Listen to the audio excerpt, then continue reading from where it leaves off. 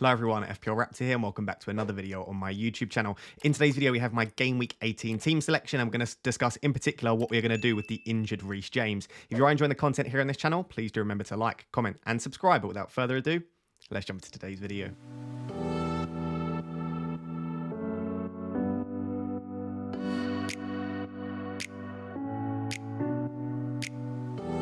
So before we take a look at Game Week 18, it's of course worth reviewing Game Week 17, and somehow I've managed to scrape a green arrow, despite a few things not going my way and despite making maybe a few questionable decisions.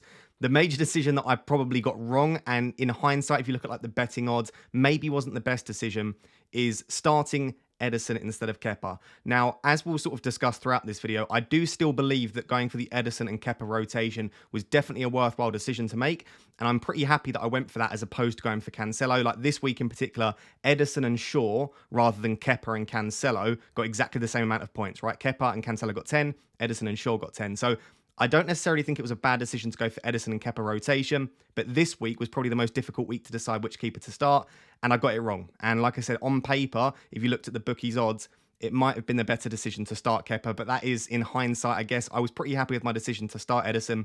I said Manchester City the better defence, and to be honest, they looked a little bit shaky at points, but despite playing pretty much a second-string defence, Leeds didn't get a massive amount of opportunity, so maybe slightly unlucky not to walk away with 6 points from Ederson.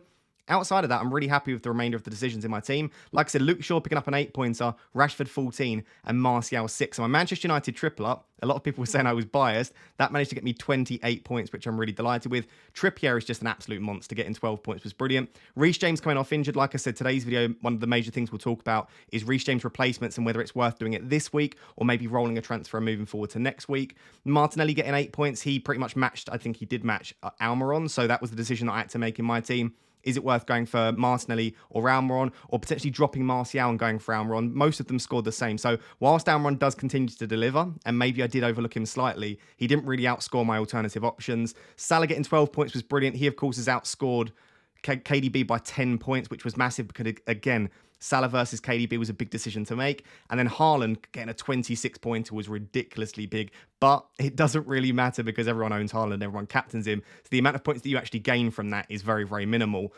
Probably the two players that I'm most disappointed with is Foden and Darwin. These are two players that I picked because they're so explosive. And by that, I mean they accumulate such a high XG that on their day, if they finish their chances, they're going to score lots of goals.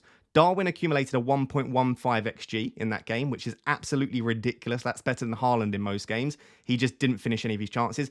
He actually missed, and if you're not into football statistics, this is massive. He missed 4 big chances in a single game. And I know a lot of people didn't pick him for that reason, but I do trust that if someone continues to accumulate that level of chance, they will at some point start taking those chances. So I'm still happy to have Darwin, but it is frustrating that he didn't at least convert one of those chances. And then Foden, unfortunately, looks like he's going to continue to be a bit of a rotation risk. Now, Foden started, I think, the first 12 Premier League games this season. He was then benched for 3 in a row before the World Cup. It looks like we might see a continuation of him being a bit of a rotation risk. And at that price point, when you've got the likes of a Kulusevski, or more importantly, a Saka, especially with a possible double coming up for Arsenal, I may well move from Foden to Saka soon, which we will discuss. But listen, the team did fairly well. 92 points was just about enough for a very, very, very small green. So I went from 2088th in the world to 1929th. So back into the top 2K. I would have liked a slightly bigger green, but I can't complain with the green arrow. So with that being said, let's move into looking at my team for Game Week 18. So going into Game Week 18, and my team is going to look relatively similar because, of course, I've put together a team for Game Week 17 that I'm happy with and I don't need to change a massive amount. Of course, the injury to Reece James is the thing that's really going to throw a spanner in the works, and maybe looking at some of my players that were shorter-term picks, I could start to move on. I would definitely encourage you to be as patient as possible, though. And again, remember that you've put this team together for a reason. And I'd like to refer back to my Game Week 8 wildcard. On my Game Week 8 wildcard, I went from something like 30k to 23k. So it was an absolutely fine wildcard. It was a green arrow, similar-ish to what's happened here. It's a small green, maybe slightly disappointed that it wasn't a bigger green. I played my wildcard in Game Week 8, and then in Game Week 9, I went from 23k to 578th in the world, and I didn't touch my team at all. I didn't even change the bench order, the captaincy. It was exactly the same team 2 weeks in a row, but the second week, being a little bit patient, not knee-jerking and changing anything, I was able to go from, like I said, 23k to in the top 500 pretty much. So I encourage you, as long as you think that you've made decent decisions, trust the process, trust the team, and don't suddenly panic. Of course, if you've got the likes of Reece James and Wilson, you might feel like you need to move them out. But if it is possible, if you've got a team where you can maybe bench that player and get another game week's worth of, I was going to say a week, but it's only a few days, another game week's worth of information, and then maybe deal with that issue with 2 free transfers in game week 19, that might be worthwhile doing. So let's quickly go through the defence, but mainly focus on Reece James. So I've got Ederson in goal ahead of Kepa. This is another tricky-ish decision, but again, City are the better defence. I think Kepa was very, very lucky to keep a clean sheet. Obviously made a couple of decent saves, but I do think quite lucky to keep a clean sheet. And I still back that Man City are the better defence. I would say Everton and Forest are equally poor attacks. I don't expect them to get massive amounts of chances, but I do think the Forest at the City ground are probably a slightly better attack than Everton, especially when it is at the Etihad. So I'm just about backing Ederson, mainly because it's a home fixture and because City are the better defence. I've got Luke Shaw. He played centre-back in game week 17, but Martinez is now back. So I expect it to be Varane and Martinez at centre-back, which means Luke Shaw should go back at left-back. A few people are saying, do they think Malacia will stay at left-back? Luke Shaw is our first choice left-back. And I would expect, because he had a relatively easy game fitness-wise at centre-back in game week 17, I would expect him to start ahead of Malacia. And like I said, he is our first choice centre-back. So I don't think we're going to regularly see Malacia starting ahead of Luke Shaw. So for those people that are potentially considering bringing in Luke Shaw for their Reece James replacement, I actually really do like that. And I think he is one of the better options. Yes, Manchester United have 2 tricky fixtures. I think it's in game week 20 and game week 21. But either side of that, Manchester United have really good fixtures. We've been a pretty good defence as well.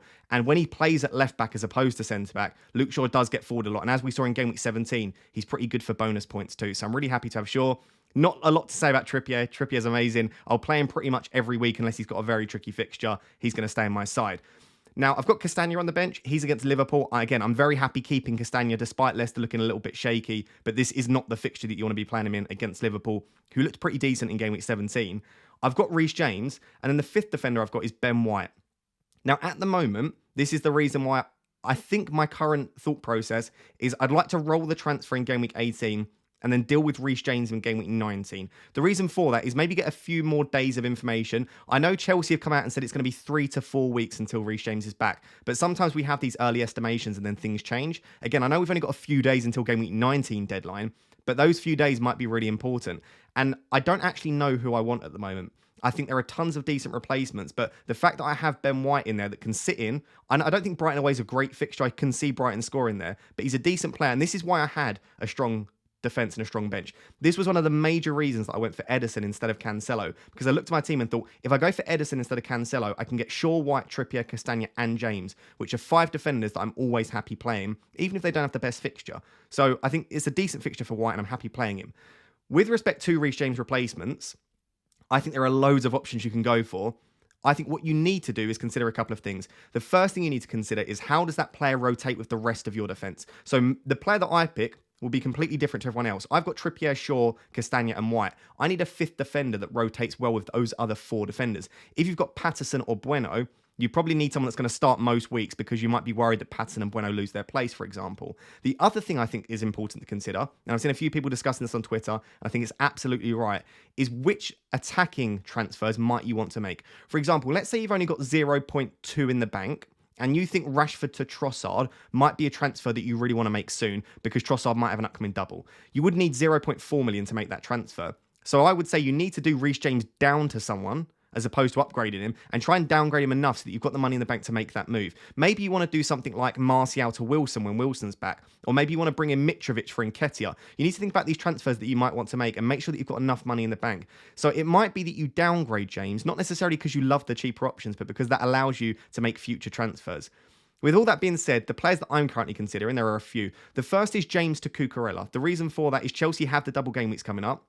And also, I've made it so that my defence rotate really well with a Chelsea defender. I've made sure that my 5 defenders, including James, rotate really nicely. So if I bring Cucurella in, my plan doesn't change at all. I can play Cucurella this week against Nottingham Forest. Really nice fixture. Bench Ben White as my first or second sub. And the plan just continues in that way.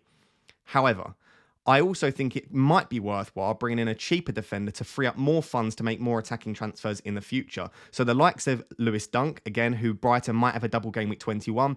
Botman, who does actually rotate nicely with the rest of my defence and actually gives me a double up on the Newcastle defence. And Newcastle are one of the best defences in the league. I think that's a really nice transfer as well. I've looked at Gabriel as well, a double up on the Arsenal defence. The only reason I don't like that is I actually need my defender in some weeks where Arsenal have tricky fixtures to play. And also that does block me from getting Saka. And I think Saka, Nketiah, Jesus, when he's back, could be really nice transfers. And Arsenal look really good going forward. So I don't really want to block that third Arsenal spot at the moment. Ødegaard as well is another player who looks really, really good, both pre-World Cup and post-World Cup as well. So at the moment, I would say the two most likely transfers are probably Cucurella or Dunk, but I am considering Botman and Gabriel as well. If I didn't have Luke Shaw, I think Luke Shaw's another fantastic transfer. And there are transfers outside of that as well. You can go for a City defender if you think you can nail on someone that's going to start, but we saw the issues with that in Game Week 17. So let me know down below, who are you currently considering to replace James? At the moment, because I've got Ben White, I don't necessarily think I need to do it in Game Week 18. So the current plan is probably to try and roll and then transfer Reece James out alongside maybe someone else, make a double change in Game Week 19. And if I don't need both transfers in Game Week 19, I could potentially then roll one transfer again into Game Week 20. The only thing I would say is I'd quite like the idea of getting in Robertson or Trent. And if I want to do that, I would need both transfers because I don't have the money in the bank to go from James to Robertson or James to Trent in one move. The only issue I've got with James to Robertson or James to Trent is it might, again, block future attacking transfers. So something like, and again, Trossard didn't look fantastic in 17, but Rashford to Trossard is something that I'm eyeing up if Brighton do get a double Game Week 21. Or potentially, like I said, Martial to Wilson, if Wilson is back fit by this point. These were things that I was eyeing up when I made this team. And if I block that by going from James to Robertson or James to Trent, I'm not sure I like that as much. So at the moment, Cucurella, Dunk, Botman, Gabriel, they're probably my top four choices, but let me know down below in the comments who you're currently planning on bringing in for Reece James. I think three of the midfield positions we can basically fly through very quickly, or four of them, I guess, if you include all five. Starting with Andreas on the bench, he's absolutely fine. Definitely justification to start Andreas, which I'll discuss when we look at my entire team, if I remember. I do think there's justification to start him. Southampton do not look good. Fulham do look good. I think Andreas accumulated a 0.89 expected goal involvement in Game Week 17. He is much better than his price tag, and you can justify starting him when there's a decent fixture. I just think all seven of my other attackers are probably slightly better, but there is justification. If you have a slightly, maybe an option that's maybe slightly worse than my seven attackers, or maybe you've got Callum Wilson and you don't want to transfer him out, I don't mind starting Andreas this week, but for me, like I said, I think I prefer my other seven attackers. So Andreas, I'm perfectly happy keeping him, and I'll almost definitely be starting him in Game Week 19 when, of course, Fulham have their double game week. Salah, like I said, in Game Week 17, it went well for me. I'm happy that Salah outscored KDB and outscored Kane. I don't expect that to happen every week. And again, I've picked this team for the next 4 to 6 weeks at least. So let's see how that goes. I may well, if I end up taking out Foden as an example, I may well do Salah to De Bruyne ahead of their double game week, ahead of City's double game week. That's something I need to consider. But the reason I chose Salah is because I thought Salah was a slightly greater goal threat, whereas De Bruyne is relying on other people converting his assists. And we saw that in Game Week 17. De Bruyne creates chances for fun, but he needs the players on the end of them to score those, whereas Salah is likely to score goals himself. Of course, he got the assist as well, but he's more likely to, I think, to create goals himself and to score those goals, whereas De Bruyne is more likely to create the chances. So I'm happy with my thought process there, and I'm happy with Salah ahead of De Bruyne and Kane for now. Let's see how that goes in Game Week 18 and 19. Martinelli, like I said, was the one I chose probably ahead of Almiron. They both scored a similar amount in Game Week 17. I think moving forward, Almiron arguably is the better option. He just looks fantastic. And I think despite his scoring Game Week 17, maybe I made a mistake not going for Almiron because the way that he took his goal in 17, it wasn't just the goal, it was the manner in which he took it. And he just looked fantastic. And more importantly for me than Almiron looking good is Newcastle continue to look good. And as a team, they are still creating chances. They look so solid at the back. They look like a top 4 side at least, and it looks like that will continue under Eddie Howe. So maybe Almiron is a player I might look to bring in soon. I just don't think I can justify using a transfer on Martinelli to Almiron because Martinelli is still creating chances and scoring goals as well. So I'm perfectly happy keeping Martinelli. Rashford was absolutely sensational in Game Week 17. Delighted, like I said, with my Manchester United triple up, but Rashford in particular, when he's in form, and more importantly, when he's confident and enjoying football, he is one of the better players in the Premier League, and I truly believe that. And I think as an FPL option over the next 2 weeks, he'll continue to be absolutely fantastic. So those three are staying for at least the next 2 or 3 weeks. The one that I've got a slight issue with is Foden, because like I said, if he's starting regularly, I truly believe he is as good as, if not better, FPL option than Kevin De Bruyne. The reason for that is he accumulates a much higher XG. Basically, he's a greater goal threat. He will score you a lot more goals than De Bruyne will, whereas De Bruyne will get you more assists. So I think for like £4 million cheaper, I much prefer Foden to De Bruyne if he's starting. My major issue with him is that he's reliant on if he starts, and if he's in Pep's bad books or if he's being rotated due to World Cup fatigue or maybe not being match fit, whatever the reason is, that creates a huge issue in my team. So at the moment, I'll keep Foden because the next fixture for City is like 2 or 3 days after their Game Week 17 fixture. I see no reason why Foden shouldn't start the Everton game. But if he doesn't start the Everton game, or maybe he doesn't start in game week 19, I'm not going to continue to just keep Foden in the hope that he starts the next one. Because I think at that price, you have one of the best FPL options, and maybe the player that I should have gone for in Bukayo Saka. I left that third Arsenal spot open for that very reason. And I think Foden to Saka very soon is an absolutely brilliant transfer. And especially if Arsenal do get that double game week 21, which looks like it's about, I think Ben Crellin on Twitter said something like 50 to 60% likelihood. If Arsenal do get that double game week in 21, then Foden to Saka looks like a bit of a no-brainer in game week 21 after game week 20. Maybe I make the transfer before that. So I will admit that maybe I made a mistake going for Foden instead of Saka. Maybe I should have gone for the more nailed-on player, the player on penalties as well. The reason I went for Foden is because when he starts, I think he's a slightly better option than Saka. His data's better and City's fixtures are better, but he's just not nailed on enough at the moment. So let's hope that Foden begins to start. Let's hope that it is just a slight lack of match fitness after the World Cup. But I'm not confident that he's going to continue to start as much as he did at the start of the season, which is a bit of a shame. But I think generally my midfield 5 is fine for this week. Like I said, I expect Foden to start against Everton. All right, I hope that he starts against Everton. There is justification to start Andreas, but for now he sits first sub. Let's take a look at the 3 forwards. So moving on to the 3 forwards, let's start with Haaland. I do think that this is a game that Haaland might get an early substitution in, just due to the amount of games that City have at the moment and coming up. And like I said, the very short break between game week 17 and game week 18 for Man City. I do think this is a game, if they're 1, 2, 3 up by about 60, 65 minutes, I do think we could see an early sub for Haaland. So if you're feeling brave and you want to, you can captain someone like a De Bruyne or maybe a Salah instead, or a Kane. But for me, I just don't ever want to captain anyone other than Haaland at the moment, and I'll continue to captain him, continue to own him. I don't really need to talk about Haaland in detail, but I did want to say that I think his expected minutes is slightly lower than usual for game week 18. I know we've said that in a lot of occasions, and he just plays 90 minutes, but I do think it is slightly lower for game week 18, I should say. The other 2 forwards that I've got, I'm perfectly happy with both of them, and I was actually very impressed with both of them in 17. But I've seen a lot of people talking about selling each of them for game week 18. So let's start with Darwin. I understand he's not everyone's cup of tea in FPL, and again, I understand that his finishing is poor. I understand that if he's not converting his chances, it doesn't really matter what his XG is. My opinion of it has always been, and this is just my opinion, you don't have to follow this, if a player is accumulating 1.15 XG in a single game, they will score goals. And I think it is only a matter of time until Darwin does begin to score goals. And the thing is, he's not actually been underperforming his expected goals by that much. I think he's got something like 5 goals from 5.8 XG, or it's something along those lines. He's actually still scoring goals and doing decently. It's just he does miss some big chances, but then he'll score something that's a 0.1 XG. So I guess what I'm saying is, yes, he'll miss big chances. Yes, he's not going to convert everything in the way that Haaland does. But if he continues to score goals and continues to get chances, I'm perfectly happy keeping him for the time being. I suppose the only issue with Darwin is he's quite expensive. And if you can get like a Mitrovic or a Wilson or someone like that for a bit cheaper, or much cheaper in like Mitrovic's case, it might be worth just doing that, saving the money and then using the money elsewhere. And I fully appreciate that perspective on it. And again, if I go for Mitrovic instead of Darwin, I'm very close to be able to do Foden to De Bruyne as an example. So maybe it is worth making the downgrade there. But for now, whilst he's still getting chances and whilst Liverpool is still playing relatively well from an attacking perspective, I actually don't mind Darwin. So again, let me know down below if you're going to sell him. I don't mind it. I understand the reasoning for it. But for me, I'm perfectly happy keeping him. And then Martial's the other one. Lots of people talking about maybe moving Martial to Mitrovic this week.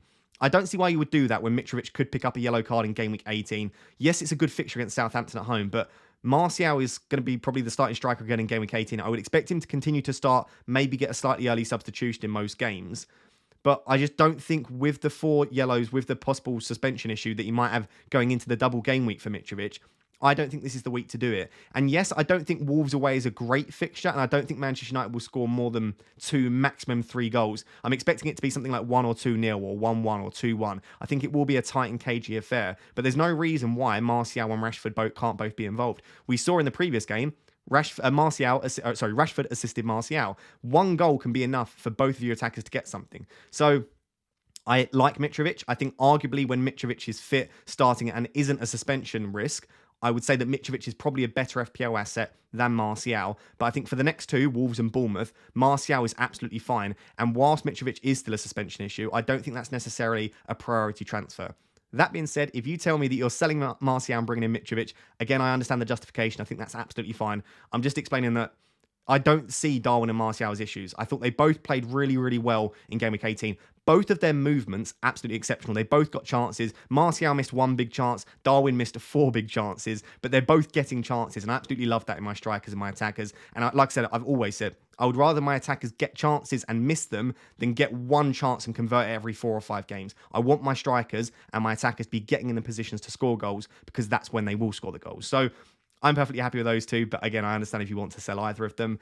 So that's the team. At the moment, I don't see any reason that I need to make a transfer. There are some luxury transfers that I could make. Maybe just do Foden to Saka now if I'm worried. But again, I think if Foden starts Everton at home, he's arguably a better option than Saka against Brighton away. I could replace James this week and then bench White. So I could bring in Cucurella for James or Dunk. If I bring in anyone other than Cucurella, I would arguably just start White this week anyway. I suppose if I bring in Botman, I could start him. But I'd probably just want to cover the Arsenal defence. So I think James to Cucurella is the only transfer that makes sense this week, because I think it upgrades my team this week. Any other transfer just feels like I'm rushing it. I suppose the only justification to do that is that James is probably going to fall in price, and maybe one of the other defenders that you want to bring in might rise in price. You might be able to save 0.2 million, but for me, I would rather wait, get a couple more days of information, and have a few more days to think about who I actually want to bring in to replace Reece James. So that's the team. Let me know down below what you think of it, and let me know down below what any of your dilemmas are as well.